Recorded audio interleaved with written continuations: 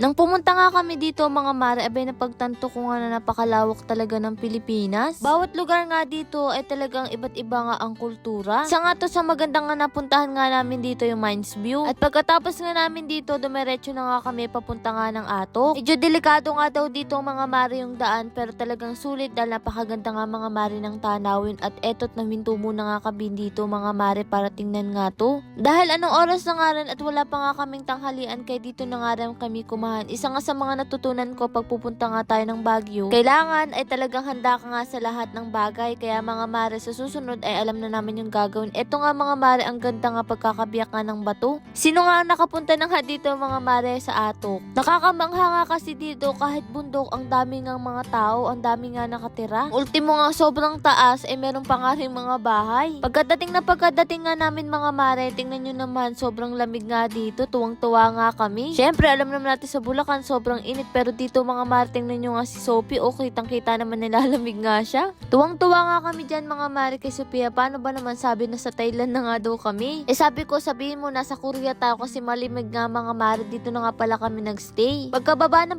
namin mga mare ay talagang sobrang lamig. Tingnan nyo naman yung hamog. Akala nga namin umaambon, pero hindi nga siya mga mare umaambon, hamog nga daw ito. Kanya-kanya na nga rin kami ng video at eto nga si Ran tuwang-tuwa nga dito at naghahanap nga ng jacket. Paano, ayan, inalis yung damit niya, pero hindi rin naman niya kinaya mga mare kasi sobrang lamig talaga. Buti na lang may dala akong ganitong damit. Isa nga sa nakakatuwa dito mga mare si Atok, ang babait nga ng mga tao dito. Bukod doon, ang ganda nga dito mga mare ng tinuluyan nga namin. Kahit nga bato siya mga mare sa labas, pagpasok mo naman sa loob ay puro kahoy. Sabi ko nga kung dito to sa Bulacan ay napakayaman nga nito dahil napakadaming kahoy na ginamit. Eto nga sira, nagbibiro pa kung ilan nga daw yelo. Akala mo talagang nagtitinda nga siya. Pagkatapos namin doon, sinamahan na nga kami ni Sir Abon sa kwarto nga natin. Pag gusto niyo ng aircon guys, ito lang, buksan niyo lang bintana niyo, di ba?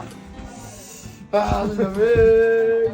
Sobra. Ito talaga, hindi mo na kailangan ng aircon mga mare. Tingnan nyo naman, sobrang taas na bundok to, pero ang lalaki nga ng bahay, ang gaganda. Mas masaya nga sana kung kumpleto nga kami dito mga mare, pero naisip ko nga parang hindi kakayanin nila mama yung biyahe dito dahil napakahirap. Kahit nga kami, talagang sumasakit nga rin yung tenga nga namin. Abay mga mare, nasa Italy nga tayo dito, tingnan nyo nga oh. Siguro kung babalik man tayo, pero hindi na nga dito mga mare sa Atok, sa Baguio na nga lang kapag kasama sila mama. Pero kitang-kita nga mga mare, tingnan nyo, ang sarap mamuhay sa probinsya. Pag ganito pa nga kaming moment nga nila, no, kala mo naman nagpipictorial na nga. Napakaganda dito, sobrang tahimik, talagang wala kang maririnig nga mga maring busina nga ng sasakyan. Kapag gusto mo nga maging payapa yung isip mo, ay maganda tong lugar na to. Alam nyo rin naman nga mga mare, ito na rin talaga yung mga hinahanap nga namin sa panahon nga ngayon, lalo na nga sa amin. Gustong-gusto namin yung mga ganitong lugar, mas na-appreciate nga namin siguro dahil nasanay nga tayo. Pero nung mga bata nga kami, mas gusto nga namin sa maingay, pero ngayon mga maring matanda na kami, mas gusto na nga namin sa ganito. Natuwa nga rin kami dito mga mare sa tindahan na to kasi para kaming nasa Korea, ganito kasi yun. Mili nga lang din kami mga mare ng tinapay sa soft drinks at eto nga kinagibihan, naglagay nga ng apoy nga dito para nga pag-initan ng katawan. Habang sila Kuya Noli nga at si Roel ay abala naman dito sa pag-iihaw. Ang sarap lang mga mare mag-ihaw dito kasi sobrang lamig nga, kahit nga mainit yung apoy talagang tamang-tama nga lang sa katawan. Si Mano nga mga mare, tinuruan nga kami nung paano sila sumayaw dito. O diba mga mare, sobrang bait nga nila dito, talagang hindi ka rin talaga matatakot. Alam kong marami na nga rin sa inyo mga mare ang nakapunta dito at alam ko rin, alam niyo yung sinasabi ko. Kung hindi nga lang to sobrang taas mga mare, masarap din talagang dalhin nga dito sila mama at alam kong mag-e-enjoy nga sila. So, syempre kasi sa edad nga ni mama nila tatay ay hindi na nga nila gusto yung malalayong biyahe. Sabi nga ni Manong ay samahan nga daw namin siyang sumayaw, kaya ayun, tinuruan nga kami kung paano nga sumayaw ang mga babae at mga kalalakihan. Kaiba din daw kasi mga mare kung paano magsayaw ang lalaki at ang babae, kaya tinuro nga sa amin at habang umiikot nga kami dito. Nakakatuwa kasi mga mare na panatili nga nila yung kultura nga nila dito. Kahit moderno na nga tayo mga mare, nananatili pa nga rin sila. Kaya naman sobrang saya nga namin na naranasan nga namin yung mga ganitong bagay. Nakakita kami ng mga ganitong mga tao nga mga mare na nakasama nga namin dito at isa nga yun sa mga hindi namin makakalimutan. Iba nga mga mare, hindi na nga sumama mama, nahiya siguro kahit naman ako medyo nahiya pa ako ng mga oras nga na to, pero masaya pala. Pamumuhay nga nila dito mga mare, sobrang simple lang pero masasabi mong sobrang saya nga nila. Yung kahit sobrang layo nga mga mare sa ingay nga ng syudad, ay dito talaga ay matututo kang makontento. Pati nga itong sila Agatha at Sophia ay talagang tuwang-tuwa nga din dito. At syempre, salamat nga sa Diyos na paranas ko nga to sa kanila. At syempre sa inyo mga mare, maraming salamat sa suporta nyo kaya kami nandito. Ang ganda nga mga mare ng pagkakaapoy nga nito, tamang-tama nga sa lamig ng panahon dito. At eto nga si Sophia, nahihiya pa nga. Sabi ko nga ng mga oras na yan, lumaki na nga etong si Gail. Simula nga nang pumunta nga tayo dito sa Baguio, talagang etong si Sophia, lagi na nga sa akin siya nakadikit. At eto nga si Agatha, videographer kasi ng mama niya, kaya hindi nga siya mga mare madalas makita. At eto nga sabi namin, kaway nga kami. Maraming salamat po sa lahat na nakasama namin dito. Hindi ko na po mababanggit lahat pero nagpapasalamat po kami. Si Mano nga mga mare, kumuha nga siya ng repolyo at syempre etong carrots. Grabe, ang ganda nga dito, tinubunot lang nila. Kung sa atin, binibili nga to mga mare dito kapag nagtanim sila, talagang marami silang maaani. Sana nga lang mga mare, kaya natin magtanim dito sa Bulacan ng ganito, baka hindi na nga rin tayo bibili, kaya namang hanga rin ako, kaya humawak nga ako. Kung siguro natatanim nga din to mga mare sa Bulacan, ay baka naman kumuha nga rin ako ng binhi na to. Sadyang hindi naman tututubo dun mga mare, paano, napakainit sa atin. Pero huwag ka mga mare, nakapagpatubo nga silang dati ng repolyo. Kung napanood nyo nga kami dati nung nagsisimula pa nga lang kami dun nga sa istiin nga namin na kubo, nakapagpatubo nga siya dun. Kaya nga lang, hindi naman kalakihan, pero okay lang din ang mga mare kasi naigulay nga namin yun. Lord, maraming salamat sa lahat ng blessing at syempre sa inyong mga mare. Paano ba yun? Bukas na lang ulit.